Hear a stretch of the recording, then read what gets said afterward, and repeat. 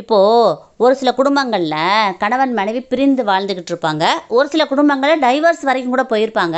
அப்படிப்பட்டவங்கள திரும்பி ஒன்று சேர்க்கணும், கணவன் மனைவி திரும்பி ஒன்று சேர்ந்து வாழணும் அப்படின்னா, அவங்க வீட்டு பக்கத்தில் இருக்க முருகன் கோவிலுக்கு போய் பஞ்சாமிர்த அபிஷேகத்துக்கு வேணுங்கிற பொருட்களை வாங்கி கொடுக்கணும். அபிஷேகம் நடத்துவாங்கல்ல, அப்போ பஞ்சாமிர்தத்துக்கு என்னென்ன அபிஷேகத்துக்கு என்னென்ன பொருள் வாங்கணுமோ, தேன், சர்க்கரை, நெய், பேரிச்சம்பழம், வாழைப்பழம், மற்ற எல்லா பழ வகைகளும் சேர்த்து பஞ்சாமிர்த அபிஷேகம் பண்ணுறதுக்கு வாங்கி கொடுத்துட்டு, கண் குளிர மனம் குளிர அந்த அபிஷேகத்தை பார்த்து மனசால 2 சொட்டு கண்ணீர் அந்த முருகப்பெருமானை பார்த்து வேண்டுங்க. நாங்கள் பிரிந்த கணவன் மனைவி ஒன்று சேரணும்னு சொல்லி கண்டிப்பாக வேண்டுங்க. கண்டிப்பாக உங்களை முருகப்பெருமான் ஒன்று சேர்த்து வச்சிருவாரு. சந்தோஷமாக வாழ ஆரம்பிச்சிருவீங்க.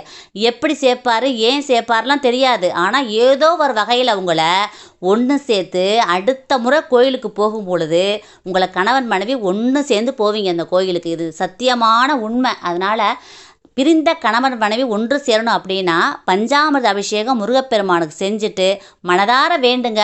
கண்டிப்பாக அந்த உலகமே பிரமிக்கிற வகையில் ஒன்று சேர்ந்து நீங்கள் வாழ்வீங்க. இது சத்தியமான உண்மை. இந்த பதிவை எல்லாருக்கும் ஷேர் பண்ணுங்கள், கமெண்ட் பண்ணுங்கள். எல்லாருமே நல்லா இருக்கணும் ஃப்ரெண்ட்ஸ். Thank you friends. வாழ்க வளமுடன். தேங்க்யூ.